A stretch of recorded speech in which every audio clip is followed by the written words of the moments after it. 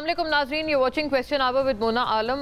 भारत को तो अब दुनिया का तकरीबन हर जरीदा, हर बैनुल अक़वामी पब्लिकेशन एक्सपोज करने पर तुल गया है और जुट गया है। और क्यों ना हो, क्योंकि जो फेक न्यूज़ की फैक्ट्री भारत की मीडिया ने चलाई, उसके बाद ये सिर्फ भारतीय मीडिया के लिए शर्म का मकाम नहीं है, बल्कि जो भी सहाफ़ती तंजीम हो, जिसका भी सहाफ़त से थोड़ा बहुत भी दूर दूर तक भी लेना देना हो, उनके लिए ये शर्म का मकाम है, लिटरली स्पीकिंग। जो अभी आप अपनी स्क्रीन पर देख रहे हैं, ये फेक न्यूज़ वॉच डॉग की रिपोर्ट है, जो कि इस पूरे सिलसिले में इंसिडेंट रिपोर्ट 2025 आज ही के रोज़ जो शाया की गई है और पब्लिश हुई है। और इसमें बताया गया है पे दर पे बहुत डिटेल्ड अंदाज में कि सच्चाई क्या थी और फेक न्यूज़ क्या थी, और किन किन कौन कौन से वो मीडिया आउटलेट्स हैं, भारतीय मीडिया आउटलेट्स हैं, जिन्होंने ये फेक न्यूज़ को फैलाने का और प्रचार करने का जो शर्मनाक जिम्मा था वो अपने सर पे उठाया हुआ था। बहुत डिटेल्ड रिपोर्ट और एक कच्चा चिट्ठा एनालिसिस, डायसेक्शन है ये भारतीय मीडिया के झूठ के पलंदों की, जो कि आज एक और सिफारती सतह पर या बैनुल अक़वामी सतह पर हजीमत का सामना भारत को करना पड़ा है। और दिस हैपेंस टू बी मतलब ये एक डेली का एक रूटीन हो गया है। फिर एक डोजिए भी है नाजरीन, जो कि भारतीय जारियत के मामले पर पाकिस्तान ने जारी किया है, उसमें भी ये उतनी डिटेल्ड एनालिसिस है। आप डोजिए और जो ये इंसिडेंट रिपोर्ट है वॉच डॉग की, फेक न्यूज़ वॉच डॉग की, ये दोनों को आप अपनी स्क्रीन पर साथ देख रहे हैं। तो ये डोजिए में भी पाकिस्तान ने अभी आगे हम इसको प्रोपोगेट करेंगे दुनिया के आगे और भारत को लाएंगे, उनको एक्सपोज करेंगे। लेकिन अपना पाकिस्तान ने भी इस हवाले से जो एक बाकायदा डोजिए है वो जारी किया है आज, और ये एक मामला है, इसके ऊपर नजरसानी रखेंगे। ऑब्वियसली हम इसको अंडर कांस्टेंट आए इस पूरे मामले को और इस ख़ास उमूर को रख रहे हैं। फिर साथ साथ इसमें ये भी बात करेंगे, एक चाहे वो वज़ीर आज़म हो, डिप्यूटी प्राइम मिनिस्टर इसहाक डार साहब हो, हर कोई इसमें सरगर्म है। बिलावल भुट्टो साहब भी अब बैनुल अक़वामी सतह पर एक हाई पावर डेलीगेशन लेकर जा रहे हैं, जिसमें बहुत डेकोरेटेड लोग मौजूद हैं, जो कि पाकिस्तान का जो मुकदमा है या मुद्दा है वो दुनिया के आगे रखेंगे और पाकिस्तान की अनफ्लिंचिंग सक्सेस भी दुनिया को दोबारा जाके बताएंगे। ये जाहिर है एक रेसिप्रोकेशन है, क्योंकि भारत अपना झूठ बिकवाने के लिए या अपनी हजीमत को और अपनी रुसवाई को जीत में तब्दील करने के एक मकसद से भारत ने भी एक इस तरह का डेलीगेशन आगे निकाला हुआ है। हमें तो इस तरह की खबरें भी मिल रही हैं कि जो एक्सटर्नल अफेयर्स मिनिस्टर है इंडिया के, एस जयशंकर, उनके इस्तीफे की जो मांग है वो बहुत हाई पावर्ड कॉरिडोर्स में भारत में अब की जा रही है। क्या उनका इस्तीफा भी ऑन द कार्ड्स हो सकता है? क्या उनके लिए ये पूरी चीज़ और ये शर्मनाक एपिसोड एक और वबाले जान बन के रह गया है? इसके ऊपर भी बात होगी। लेकिन साथ साथ इसको हम थोड़ा सा और एक मामले से पिवट करेंगे। ये तो बैनुल अक़वामी सतह की बात हो गई, भारत की हद तक बात हो गई, लेकिन पाकिस्तान में भी कुछ लोग, हमारे कुछ अपने कॉलीग्स, ये वाली बातें कर रहे हैं कि इमरान खान साहब से जेल में इस पूरे एपिसोड के दौरान कुछ मुलाकातें हुई। क्या ऐसी कोई मुलाकात हुई या ना हुई? हमने अपने तौर पर जब ये चेक किया तो मेरी एटलीस्ट इसमें इत्तलात और सोर्सेज ये बताते हैं कि इस तरह की कोई मुलाकात नहीं हुई है इमरान खान साहब से while he was in jail during this conflict. कुछ दीगर मामलात पे कौमी सतह पर, कौमी असम्बली की सतह पर, सेनेट की सतह पर जो PTI ने एक सपोर्ट एक्सटेंड किया, एक कौमी यकजहती का मुजाहरा किया, उसके ऊपर एक अच्छा ओमन, एक अच्छी फ़िज़ा एतमाद की ज़रूर बनी थी, लेकिन मुलाकात किसी की दूर दूर तक नहीं हुई है। This is my very verified and credible source, जहाँ से मुझे पता चला है। इस पर भी बात करेंगे, लेकिन फिर ये कि ये वाली बात आई कहाँ से थी, इसको आगे प्रोपोगेट करने का मकसद क्या था, इसके ऊपर थोड़ा सा सोचने की ज़रूर कोशिश रहेगी इंशाल्लाह। दो बातों को आज साथ साथ लेकर चलते हैं। एक ये वाला मुद्दा भी आज उठाएंगे और भारतीय जारियत और फिर जो उनकी झूठ बेनकाब हो रहे हैं, इन अहवाल से कुछ चीज़ें देखते चलिएगा जल्दी क्विकली, कि हमने उनको थोड़ा सा एक मजमूई तौर पर इकट्ठा किया है पॉइंटर्स को। भारतीय जारियत और झूठ मजीद बेनकाब और डोजियर बाकायदा जो जारी हुआ मामले पे, जो मैंने आपको दिखाया भी है, आपसे बात भी हुई है, थोड़ा सा इसको हमने अमेलगमेंट किया है। पाकिस्तान ने मार्का हक में तारीखी फतह पर भारतीय जारियत और झूठ को बेनकाब करके डोजियर जारी कर दिया। रिपोर्ट के मुताबिक डोजियर में ऑपरेशन बुनियानुल मरसूस में तारीखी कामयाबी, पहलगाम फॉल्स फ्लैग और भारतीय जारियत के नाकाबिले तरदीद शवाहिद पेश किए गए हैं। ऑपरेशन बुनियानुल मरसूस के हक़ाइक़, सैटेलाइट तस्वीर, पहलगाम फॉल्स फ्लैग पर मुस्तनद बैनुल अक़वामी मीडिया रिपोर्ट्स भी डोजियर का हिस्सा हैं। और डोजियर में पहलगाम फॉल्स फ्लैग के बाद भारतीय मीडिया और उससे मुंसलिक सोशल मीडिया अकाउंट्स की पाकिस्तान मुखालिफ मुनज़्ज़म मुहिम और फेक न्यूज़ की जो फैक्ट्री थी, नाकाबिले तरदीद शवाहिद पेश किए गए हैं। फेक न्यूज़ वॉच डॉग ने भी पाकिस्तान और भारत के दरमियान 7 मई से 10 मई के वाक़यात पर मबनी तहकीकाती रिपोर्ट जारी कर दी है। 48 सफ़हात पर मुश्तमिल तफसीली रिपोर्ट में भारतीय मीडिया के झूठ मुकम्मल तौर पर बेनकाब किए गए। रिपोर्ट में बताया गया है कि ऑपरेशन सिंदूर के बाद प्रेस ब्रीफिंग में इंडियन वजारत खारजा ने इराक में 2007 की फुटेजेस को पुलवामा के साथ जोड़कर इंडियन मीडिया ने इसराइली आयरन डोम की 2021 की फुटेजेस के बतौर इंडियन डिफेंस सिस्टम दिखाया। और ये दरअसल मतलब पुरानी और दुनिया भर से लाई हुई फुटेजेस को मिलती जुलती को जोड़कर इनको पेश किया गया। दूसरी जानिब वज़ीर आज़म शहबाज शरीफ ने बिलावल भुट्टो की सरबराही में भारतीय प्रोपेगेंडा और मज़मूम साजिशों को आलमी सतह पर बेनकाब करने के लिए सिफारती वफ्द भेजने का फैसला किया है। और ये इसकी कॉम्पोजिशन है वो कुछ इस तरह से है कि डॉक्टर मुसद्दिक मलिक, इंजीनियर खुर्रम दस्तगीर हमारे साथ कल भी मौजूद थे, सेनेटर शहरी रहमान, हिना रब्बानी खर, फैसल सब्जवारी, तहमीना जंजुआ, जलील अब्बास जिलानी वफ्द में शामिल हैं। वफ्द लंदन, वाशिंगटन, पेरिस और ब्रसल्स में खित्ते में भारत के प्रोपेगेंडे और खित्ते के अमन को तबाह करने की कोशिशों को बेनकाब करेगा। That is the entire purpose. इस पे बात करते हैं। और साथ साथ नाजरीन, अब जो बजट भी अब बिल्कुल अराउंड द कॉर्नर है, बजट के हवाले से भी हर कोई अपनी बात कर रहा है कि बजट कैसा होना चाहिए। ज़ाहिर है ये बहुत एक कलीदी मरहला होता है किसी भी हुकूमत के लिए, उस हुकूमत के लिए भी है। गिवन द फैक्ट कि पीपल्स पार्टी से कुछ प्रॉब्लम्स बड़े वाज़े तौर पर कैनाल्स वाले मसले पर रहे, लेकिन वहाँ पर भी अब बहुत बर्फ़ पिघली है। और अब तो बिलावल साहब बाकायदा वज़ीर आज़म शहबाज शरीफ और PMLN गवर्नमेंट के साथ मिलकर जो इंडियन एक उनको एक्सपोज करने के लिए आगे जा रहे हैं। दैट ऑल्सो वहाँ ये इसका एक इंटरनेशनल पर्पज़ तो अपनी जगह है ही है, लेकिन इंटरनली स्पीकिंग भी ये दोनों पार्टीज़ के दरमियान एक आइस मेल्टिंग को रिप्रेजेंट करता है। लेकिन खैबर पख्तूनख्वा हुकूमत नाजरीन खासी डिसग्रंटल्ड इस मामले में नज़र आती है। उनके मुतालबात भी हैं और वो हिंज्ड भी हैं IMF के प्रोग्राम के साथ। दूसरी तरफ पंजाब हुकूमत भी उनको मुसलसल आड़े हाथों ले रही है। देखिएगा इस पर भी हमारे पास, क्योंकि ये भी एक मुद्दा इस वक्त गर्म है। पाकिस्तान और IMF के दरमियान तकनीकी मुज़ाकरात गुज़िश्ता हफ्ते मुकम्मल हो गए हैं और ये खैबर पख्तूनख्वा हुकूमत का मुतालबा है जो कि हम इसकी कॉन्टेक्स्ट में आपको बता रहे हैं। ज़राए FBR के मुताबिक पाकिस्तान और IMF के बजट पर पॉलिसी सतह के मुज़ाकरात कल शुरू होंगे। पाकिस्तान और IMF के दरमियान पॉलिसी मुज़ाकरात 23 मई तक जारी रहेंगे। मुशीर इत्तलात खैबर पख्तूनख्वा बैरिस्टर सैफ ये कहते हैं कि वफाकी हुकूमत से मुतालबा है कि बजट से कबल NFC का इजलास बुलाएं, खैबर पख्तूनख्वा को जमशुदा अजला का हिस्सा फौरी तौर पर मुंतकिल करें। वफाक ने जमशुदा अजला का माली हिस्सा गैर कानूनी तौर पर अपने पास रखा हुआ है और उसे फौरी तौर पर सूबे के हवाले किया जाए, ये मुतालबा किया है। KP गवर्नमेंट आइंदा बजट में जमशुदा अजला के लिए रिलीफ पैकेज तैयार कर रही है, लेकिन वफाकी ताखीर इसमें रुकावट बन रही है। बैरिस्टर सैफ ने यह शिकवा किया कि वफाक खैबर पख्तूनख्वा के साथ सौतेली माँ जैसा सलूक कर रहा है जो बंद किया जाना चाहिए ताकि पूरे मुल्क में अमन, तरक्की और खुशहाली की राह हमवार हो सके। वहीं दूसरी तरफ पंजाब का भी इस पर रद्द अमल आ गया है। वज़ीर इत्तलात पंजाब अज़मा बुखारी ये कहती हैं कि खैबर पख्तूनख्वा को दिए गए तमाम फंड्स का वफाक फौरी तौर पर ऑडिट करवाए और जब तक पिछले फंड्स का हिसाब नहीं दिया जाता खैबर पख्तूनख्वा हुकूमत को मज़ीद एक ढेला ना दिया जाए। Both the matters under context. तीसरी बात जो हम इससे जोड़ कर ही देख रहे हैं वो है वो मुलाकात की बात, जो कि हमारे हिसाब से नहीं हुई है, लेकिन जो कुछ अगर कोई क्लेम कर रहा है, अगर कोई सहाफ़ी भी क्लेम कर रहा है, वो कहाँ से ये डिराइव कर रहा है ये तमाम खबरें और क्या इनका कोई मकसद है, कोई इसका कोई रीजनिंग है, इसको भी खैर एक प्रोब करने की कोशिश करेंगे। फौरी तौर पे अपने मौजूद मेहमानों की तरफ बढ़ती हूँ। सेनेटर डॉक्टर अफनान खान साहब यहाँ स्टूडियोज़ में हमारे साथ तशरीफ़ फरमाए, पाकिस्तान मुस्लिम लीग नून के स्टॉलवर्ट हैं, तमाम मामले पे अपनी जमात का मौक़िफ़ हमारे साथ रखेंगे। बहुत खुशामदीद आपको अफनान साहब। शर्मिला फारूकी साहिबा नाजरीन हमें ज्वाइन करती हैं, मेंबर कौमी assembly doctor Sharmila Farooqui from the Peoples Party. बहुत बहुत खुशामदीद आपको शर्मिला साहिबा for all perspectives from the Peoples Party. और मेजर जनरल जाहिद महमूद साहब नाजरीन, डेकोरेटेड डिफेंस एनालिस्ट और a very veteran voice representing Pakistan in these testing times, हमारे साथ भी माशाल्लाह हमेशा। एंड ऑब्वियसली आप हर जगह ही ऑन ऑलमोस्ट एवरी स्क्रीन उनको आप देखते रहते हैं। आपको भी बहुत खुश आमदीद। और स्टूडियोज़ में नाजरीन न्याजुल्लाह न्याजी साहब जो PTI के और खान साहब के इस वक्त फोकल पर्सन भी हैं, वो शॉर्टली हमारे साथ मौजूद होंगे अपनी पार्टी के तमाम तर मौक़िफ़ के लिए। उनकी तरफ मैं जब वो आते हैं आपसे बाकायदा उनका कराऊंगी तारुफ। लेकिन अफनान साहब, बात का आगाज़ आपसे करती हूँ। बताइएगा, एक तो बड़े मुश्किल हालात ज़रूर हैं, खान साहब से मुलाकात का हमने सुना, आपने भी सुना होगा, कई लोगों ने, हमने अपनी तरफ से पता किया, टू माई सोर्सेज ऐसी मुलाकात नहीं हुई है। लेकिन खैर कुछ बातें ये हो रही हैं कि अब आप लोग कोई आइस मेल्टिंग करें। देखें जैसे बिलावल साहब को आपने एक ज़िम्मा दिया, शहबाज साहब ने उन्हें कहा, PM साहब ने, अब वो खुद भी जा रहे हैं, उनका एक हाई पावर डेलीगेशन है। कोई इसी तरह से आप PTI को एंगेज नहीं कर सकते? जी बिस्मिल्लाह रहमान रहीम। देखें बात यह है कि ये सवाल बहुत दफ़ा होता है और ये सवाल मुसलसल किया जाता है हमसे।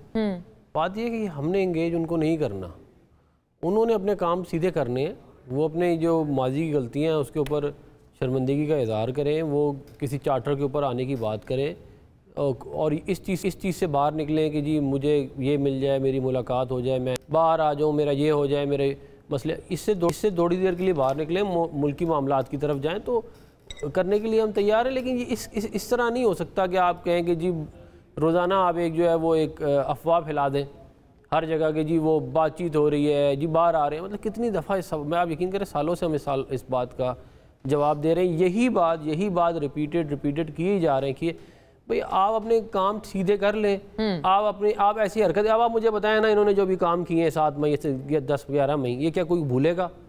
ये भूलने वाले हैं क्या? कहते हैं इतनी शदीद, आप यकीन करें हिंदुस्तान के मिसाइलों की इतनी तकलीफ नहीं हो जितनी इनकी बातों की हुई लोगों को। मैं आपको बिल्कुल अवामी जज्बात की तर्जुमानी कर रहा हूँ मैं इस वक्त, कि ये मुश्किल वक्त था मुल्क के ऊपर, बाहर से हमला हुआ था और ये जो है ट्वीट कर रहे हैं उनके हक में, कह रहे हैं जी हम न्यूट्रल हैं, जाएं जाके खुद ही जंग लड़ें, अब बाहर लड़ने की बारी है। मतलब मैं आपको एक नहीं, जब झूठी खबरों को पैडल कर रहे हैं, झूठी खबरें कि जी फैसल मस्जिद पे वो हो गया, ड्रोन हमला हो गया, उसको ये लोग जो है वो पैडल कर रहे हैं और इनका सोशल मीडिया पैडल कर रहे हैं। नहीं अफसान साहब, कौन आप किसको, क्योंकि कई लोगों को उनसे जोड़कर देखा जाता है, जैसे वो आपको पता है वो जो एक एब्सकॉन्डर है आदिल राजा, अक्सर आप लोग उनकी बातों को पीटीआई से जोड़ते हैं। पीटीआई तो उनके खिलाफ खुद एहतजाज कर रहे होते हैं। मैं इनके अकाउंटों की बात कर रहा हूँ, पीटीआई ऑफिशियल अकाउंट के बैरिस्टर गौहर हमारे साथ थे, वो तो बहुत तारीफ कर रहे थे। देखिए मैं बैरिस्टर गौहर उनको तो बल्कि पीएम साहब ने फोन भी किया था रिटेलिएटरी एक्शन के दौरान। देखिए मैं गौहर साहब की बात नहीं कर रहा, लेकिन मैं इनकी टॉप टियर लीडरशिप की बात कर रहा हूँ, सेकंड टियर लीडरशिप की बात कर रहा हूँ। मैं किसी वी लॉगर की बात नहीं कर रहा, मगर मैं इनके लीडरशिप की बात, मैं आपको ट्वीट दिखा सकता हूँ। मैं नाम इसलिए ले रहा क्योंकि इंपॉर्टेंस देने वाली बात है, मैं उन लोगों को इतनी इंपॉर्टेंस ही नहीं देना चाहता कि मैं उनके नाम लूँ, क्योंकि बैरिस्टर गौहर तो चेयरमैन है ना, हम इसलिए लेकिन बात चेयरमैन की नहीं है।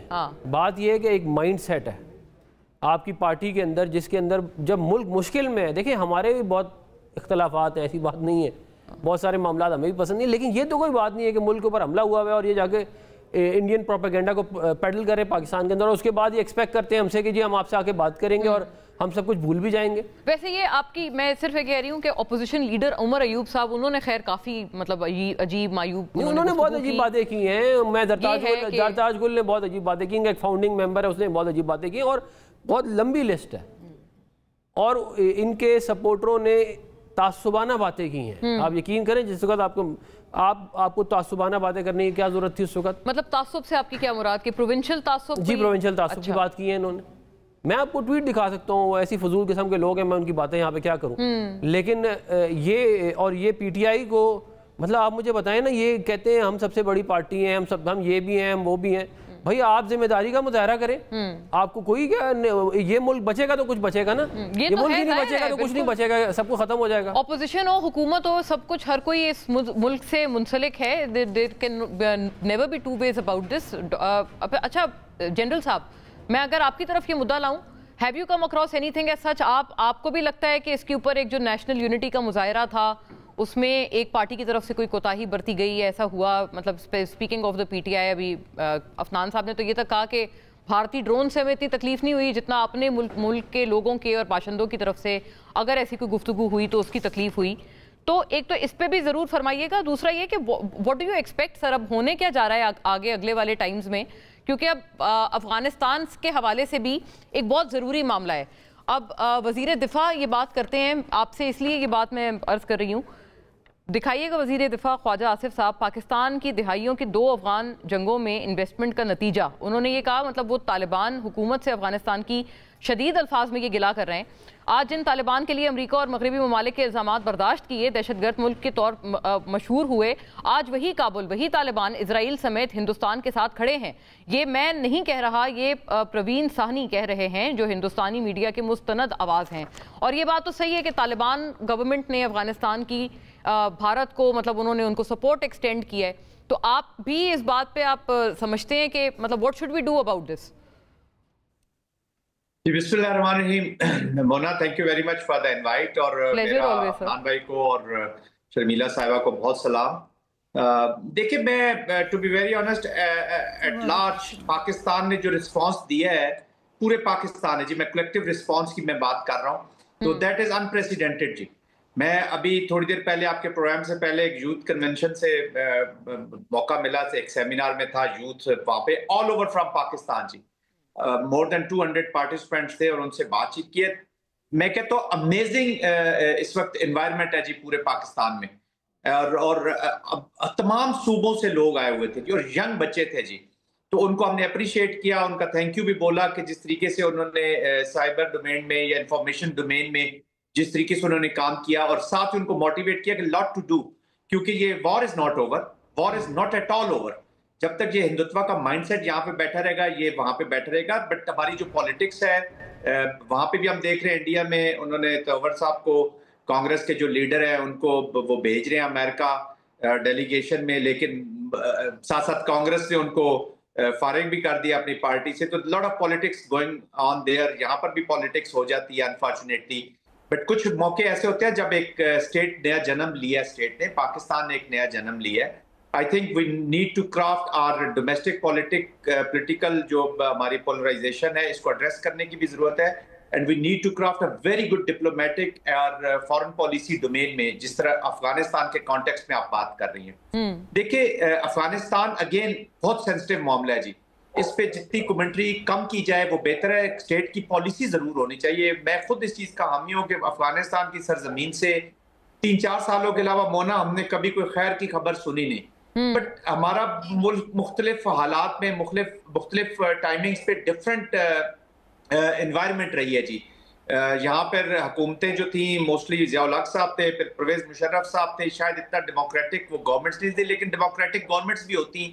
तो आई थिंक मोर और लेस पॉलिसी हमारी इसी के नजदीक ही रहती, क्योंकि उस वक्त रशियंस को भी आप प्रेडिक्ट नहीं कर सकते थे, और अमेरिकन जिस तरीके से they had gone out of their senses जब ये 9/11 का हुआ।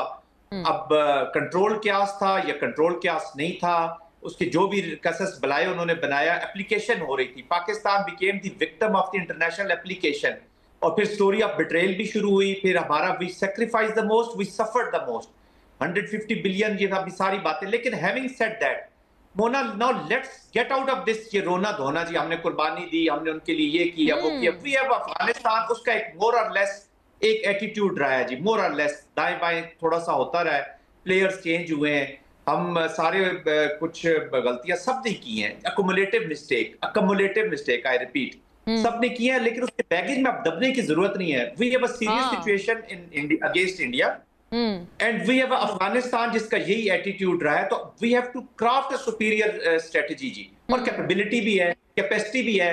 बसियत कौम आपने रिजॉल्व भी दिखा दिया है, आपने रिस्ट्रेंट के साथ रिजॉल्व दिखाया, बीइंग अ न्यूक्लियर कंट्री। आज कमिटी ऑफ नेशन में एवरीबॉडी इज पेइंग, उनके कान जो है ना आपकी आवाज सुनने के लिए तैयार है। वो कान जो आज से कुछ दिन पहले आपकी आवाज ही नहीं सुनना चाहते थे, वो आंखें जो आपकी तरफ देखना ही नहीं चाहती थी, वो आंखें गौर से आंखें खोल के फाड़ के आपको देख रहे हैं कि ये किस तरह का पाकिस्तान था जो हमने सोचा हुआ था, या जिस तरीके से इन्होंने रिस्पॉन्ड किया। We never thought that.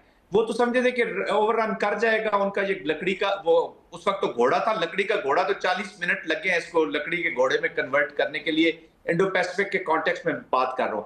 Pakistan is a significant country. Mona मैं जल्दी से खत्म करना चाहूंगा। सिग्निफिकेंट कंट्री, स्टेचर हमारा यहाँ पर है मुल्क का, तो हमने बाकी सब ने, मैं किसी पार्टी, किसी पॉलिटिक्स, किसी इदारा, किसी उसकी मैं बात नहीं कर रहा, हम सब ने बसियत कौम अब रेज होके अपने पाकिस्तान के लेवल पे आना है। And we have to adopt a serious strategy, और फिर हम उसको फॉलो करें इररिस्पेक्टिव के कौन सी गवर्नमेंट आती है। हमने नेशनल पॉलिसीज को फॉलो करना है, और डोमेस्टिक पॉलिटिक्स इसमें मतलब बहुत इंपॉर्टेंटली ये जरूर बताते हैं, obviously while you conclude your initial remark, के क्या करना क्या चाहिए। अफगानिस्तान ने, अगर तालिबान गवर्नमेंट ने वहां पे कोई सपोर्ट रेंडर किया है भारत को इस सिचुएशन में, हमारी क्या स्ट्रेटजी होनी चाहिए? Should we engage with them immediately high powered, immediately assertive किस्म का डेलीगेशन अफगानिस्तान जाना चाहिए। देखिए इमोशन से पॉलिसीज नहीं चलती, नाराजगी है जी, गुस्सा है जी। We are a nuclear country, अपनी ताकत हमने दिखा दी है। तो अभी जज्बात से काम लेने की जरूरत नहीं है। वो एंगेज कर रहे हैं तो हम भी एंगेज कर रहे हैं। देखिए चाइना है, अभी मेरी बात समझिए जरा, चाइना है, चाइना को चैलेंज हो रहा है अफगानिस्तान से। सेंट्रल एशियंस हैं, चैलेंज हो रहे हैं अफगानिस्तान से। अमेरिका है, अफगानिस्तान में ISIS दोबारा आ रही है, और देयर इज अ कंट्री जिसकी पूरी दुनिया को अभी पता चल गया है कि their lead instrument of policy is terrorism, that is India. Canada हो, अमेरिका हो, अमेरिका को भी आप पता है, इस वक्त दुनिया को सब पता है। आज आप राइटर्स पढ़ लें, आज आप न्यूयॉर्क का मैगजीन पढ़ लें, कॉलम्स पढ़ लें, एवरीबॉडी हर जगह it's all over the place, ये झूठे हैं। तो this is the best environment. Engagement is the very good policy. बाकी जहां तक काइनेटिक ऑपरेशन है हम दबा के करेंगे जी। अफगानिस्तान और इंडिया के प्रॉक्सीज बलोचिस्तान में बैठे हुए हैं, खैबर पख्तूनख्वा में बैठे हुए हैं, इसलिए मैं कहता हूँ ये पीटीआई, पीपल्स पार्टी, नून लीग अकेला कोई भी नहीं कर सकता जी, ना कोई इदारा अकेले कर सकता है। जब तक whole of a nation approach होगी, हम कलेक्टिवली उधर जाएंगे। असल प्रॉब्लम यह है कि जब हम इंडिविजुअल्स को स्टेट से बड़ा बना लेते हैं या इंडिविजुअल्स को पार्टियों से बड़ा बना लेते हैं, तो डेमोक्रेसी जब तक पार्टियों के अंदर अच्छी होगी तो ये इंडिविजुअल्स खुद ब खुद, अभी अफगान साहब अगर सियासत कर रहे हैं तो व्हाई नॉट ये किसी पार्टी को इतने अरसे से कर रहे हैं तो ये सिंध में उसको लीड करें। शर्मिला इतने अरसे से पॉलिटिक्स में है तो अब व्हाई नॉट शी। मैं किसी के अगेंस्ट नहीं हूँ, वो भी पॉलिटिक्स है, अच्छी चीज है, लेकिन सियासी जब सिस्टम्स प्रोसेसेस मुल्क के चलेंगे तो ये मुल्क तवाना होगा जी। Put the country in the processes, put the country in the process, and that is most important thing. Individualistic approach से निकलना चाहिए। शर्मिला साहिबा, your wisdom on this please। अब जैसे अब बिलावल साहब जा रहे हैं, उनका जो हाई पावर डेलीगेशन है, बहुत अच्छे लोग उसमें शामिल हैं। Shouldn't it start, अब जैसे जनरल साहब ने ये एक तजवीज़ दी, आइडिया दिया, इंगेज करें। हमने जहाँ पर काइनेटिक फोर्स दिखानी थी वहाँ हमने दिखा दी। अफगानिस्तान के साथ इन particular engagement is the key. क्या इस हाई पावर डेलीगेशन को आगाज ही अगर अफगानिस्तान से करें, जस्ट लाइक एन आइडिया, एक सोच के तौर पर आपको पिच कर रही हूँ ये सवाल। जी शुक्रिया मोना। देखिए, अफ़गानिस्तान के साथ हमें ताल्लुकात एक म्यूचुअली रिस्पेक्टेड लेवल पे तो लाने चाहिए, लेकिन अफ़गानिस्तान के साथ भी इश्यूज़ हैं और अफ़गानिस्तान को हमारे साथ इश्यूज़ हैं। We have love hate relationship with them and of course it's our immediate neighbour. तो for the regional stability we need to have a good relationship with them, और बिल्कुल उनको engage करना चाहिए और engage हम करते भी हैं, उसके बगैर कोई दूसरी राय है भी नहीं। लेकिन आई फील कि इस वक्त जो सबसे ज़्यादा इम्पॉर्टेंट चीज़ है वो ये है कि हमने माजी के अंदर इंडिया के हवाले से एक बहुत ही, जिसे कहते हैं ना, कंप्लेसेंट पॉलिसी इस्तेमाल किया, बिलखुसूस कश्मीर के हवाले से। पिछले कई सालों से हमने कश्मीर के मामला उस तरीके से नहीं उठाया जिस तरीके से उठाना चाहिए था। It's again on the map. India की कोताहियों और बेवकूफ़ियों की वजह से वो खुद ही कश्मीर का मामला ले आया, यहाँ तक कि ट्रंप इंटरनेशनलाइज हो गया एक मरतबा फिर, और यस हाँ और हल होना चाहिए। अच्छा, जब जाफर एक्सप्रेस का इंसिडेंट हुआ तो कहा गया कि जी BLA इसके पीछे, और उस BLA के पीछे जो फाइनेंशियल फैसिलिटेटर्स हैं वो अफगानिस्तान में हैं और इंडिया फंड कर रहा है ना, ऑल दोस थिंग। लेकिन हमने वो forcefully, we have the evidence, लेकिन हमने फोर्सफुली वो बात नहीं की और ना ही दुनिया को पहुंचाई। अब हमारे पास तो एविडेंस था कि हम अटैक कर देते इंडिया को। इंडिया के पास उसके बरक्स कोई एविडेंस हमारे पास आज तक नहीं है, लेकिन उन्होंने 10 मिनट के अंदर FIR काटी और पहलगाम का स्केपगोट बनाया पाकिस्तान को। ठीक है, नाउ इज द टाइम। देखिए, हमें एक अपॉर्चुनिटी मिली है where India has not been able to sell that false narrative to the West, और पाकिस्तान ने बड़ा एक रिस्ट्रेंट और बहुत जिम्मेदारी का मुजाहरा करते हुए अपनी डिफेंस के अंदर इंडिया पे अटैक किया और अपने लोगों को और अपनी सरहदों को बचाया। इस वक्त दुनिया जो है पाकिस्तान की पाक अफवाज की काविशें, उनकी काबिलियत को सराह रही है और पाकिस्तान की रिस्ट्रेंट और पाकिस्तान ने जिस तरीके से एक मेजर्ड रिस्पॉन्स दिया है उसको भी सराह रही है। Now is the time that we go around the world and we propagate the fact that it is India in fact who is a terrorist country, जो पाकिस्तान के अंदर मुसलसल दहशतगर्दी करवा रहा है, बिलखुसूस बलूचिस्तान के अंदर।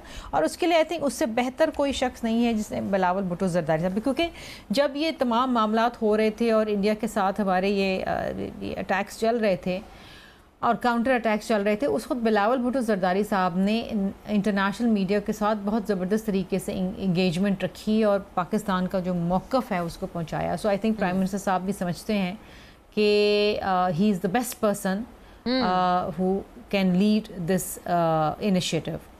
और मैं समझती हूँ कि इस वक्त बहुत ज़रूरी है कि इंडिया के हवाले से, कश्मीर के हवाले से जो मामलात हैं, एक बार फिर उनको एक ग्लोबल लेवल पर फोर्सफुली प्रोपेगेट किया जाए।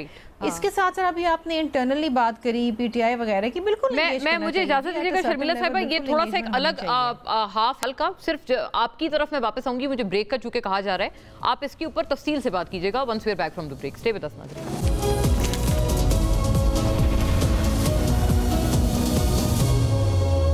वेलकम बैक नाजरीन। Now joined in the studios by जनाब न्याजुल्ला न्याजी साहब, जो कि PTI के स्पोक्स पर्सन भी हैं, खान साहब के फोकल पर्सन भी हैं। बहुत खुश आमदीद आपको। और सियासी और लीगल एतबार से दोनों से हमारी रहनुमाई करेंगे from his own parties perspectives. Niazi साहब, आपसे आपकी आमद से पहले बहुत गुफ्तगू चल रही थी। अफनान साहब ने तो ये भी कहा, उन्होंने कहा कि उनको इंडियन भारतीय हमलों से, मिसाइलों से इतना तकलीफ नहीं पहुंची जितना पीटीआई के चंद लोगों के बयानात से पहुंची। मैं खैर आपसे पूछूंगी ये, लेकिन सिर्फ इतनी इजाज़त दीजिएगा, शर्मिला साहिबा ब्रेक से पहले कोई अपनी बात मुकम्मल कर रही थी और आप भी कोई गालिबन अंदरूनी इंटरनल पॉलिटिक्स और इस मैटर पे कोई आप इजहार ख्याल फरमा रही थी। शर्मिला साहिबा प्लीज़ कंप्लीट। देखिए मोना, मैं ये कह रही थी कि अगर जब हमारी सरहदों पे ख़तरा पहुंचा और हमारी मुल्क की सालमियत के ऊपर किसी ने मैली आँख डाली तो हम सब मुत्तहद हो गए।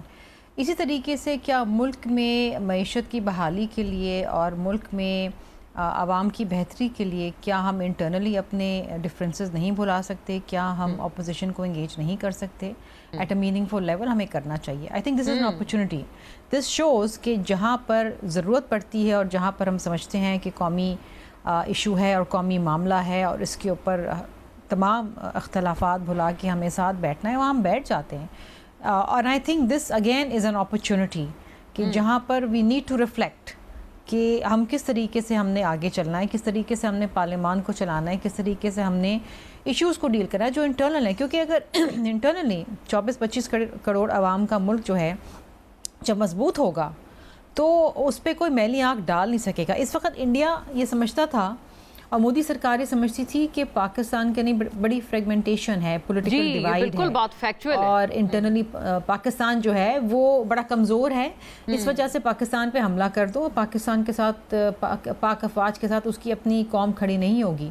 लेकिन उसके कम्प्लीटली उसके बरक्स हुआ। हमने देखा कि जिस तरीके से बच्चा वो बच्चे जिन्होंने कभी जंग देखी नहीं, कभी सुनी नहीं, और लेकिन वो भी अपनी पाक फ़ौज के साथ खड़े रहे। And I think we realised, हम सबको हमने देखा, और you know we are a proud Pakistani today.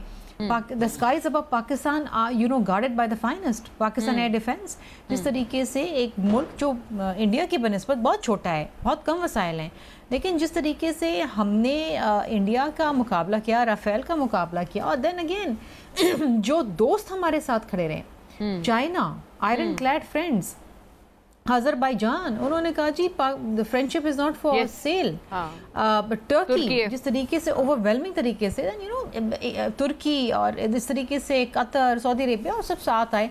And then we always thought कि यू नो अमेरिका की कोई ख़ास अलाइनमेंट है भारत के साथ और वो उसका साथ देगा, लेकिन उन्होंने भी उसका साथ नहीं दिया बिकॉज दे न्यू कि इंडिया झूठ बोल रहा है, भारत झूठ बोल रहा है, मोदी सरकार झूठ बोल रही है। और ये यानी आप तो शर्मिला साहिबा आपको ऑपोजिशन का जो किरदार था इस पूरे कॉन्फ्लिक्ट के दौरान वो भी आपको ठीक लगा, जिम्मेदाराना लगा, और आपको बल्कि ये लगता है कि उनसे और ज़्यादा एंगेज करना चाहिए, ये एक हमारे लिए भी मौका है। करेक्ट?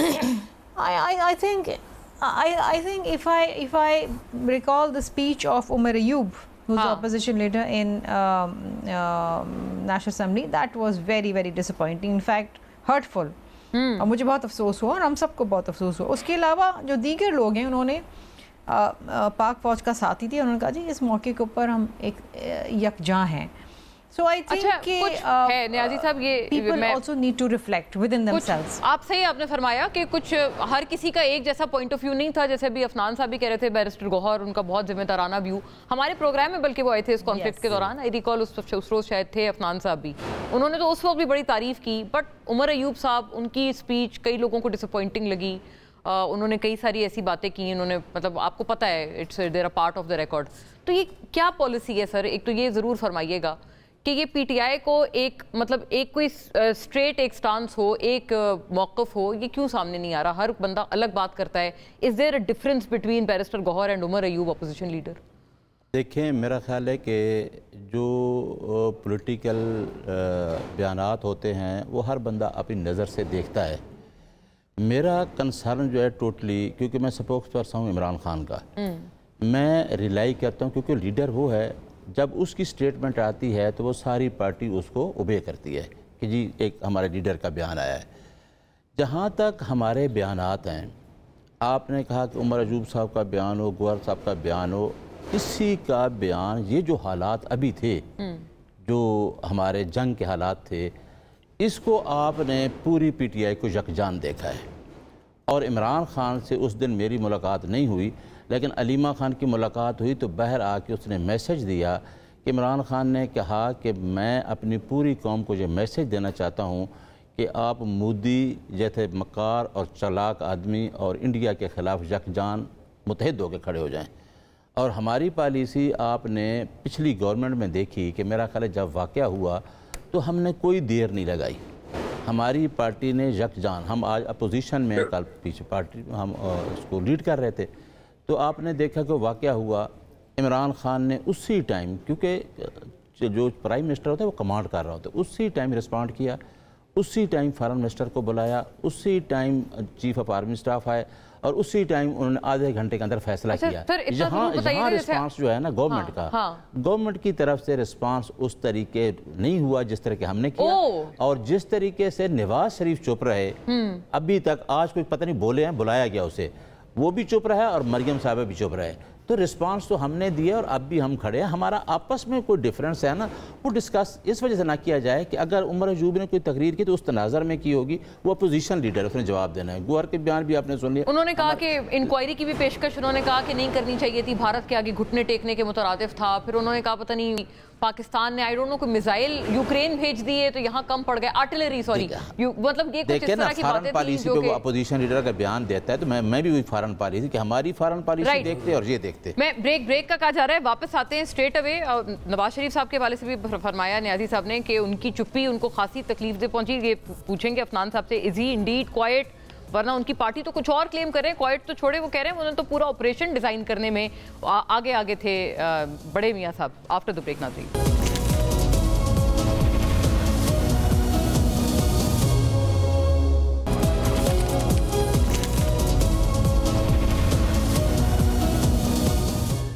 वेलकम बैक नाजरीन।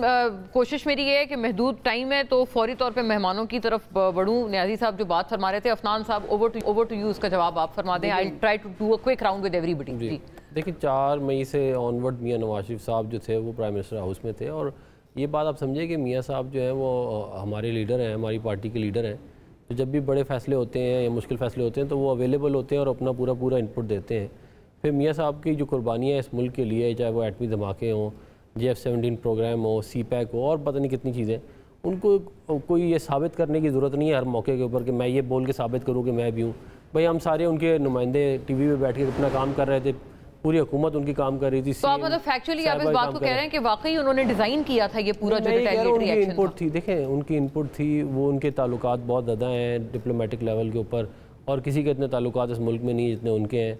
तो वो उनकी इनपुट के बगैर, ये बड़े फैसले जो है वो एक बंदा नहीं करता, इसमें सारों की इनपुट जाती है। मतलब लेकिन ही वाज वन ऑफ दोस्त जो की इनपुट देने वाले लोग थे इस पूरे डिजाइन करने में इसको।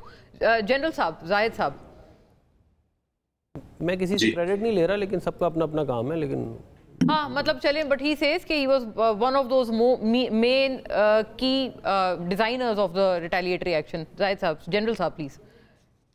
देखिए, वो लीडर हैं, आवाम को, जितने भी लीडर्स होते हैं ये आवाम की विल को रिप्रेजेंट करते हैं, और तमाम पॉलिटिकल पार्टी के लीडर्स आर वेरी इंपॉर्टेंट। देखिए, इस वक्त मोना इंपॉर्टेंट चीज है कि जो भी नेशनल कोहेजन की तरफ हम जाएं, और जो अपने पॉलिटिकल पोलराइजेशन है, इट इज फैक्ट कि पाकिस्तान में बिल्कुल पॉलिटिकल पोलराइजेशन है, we need to address it ताकि अगले रिस्पॉन्सेज मजीद बेहतर जाएं।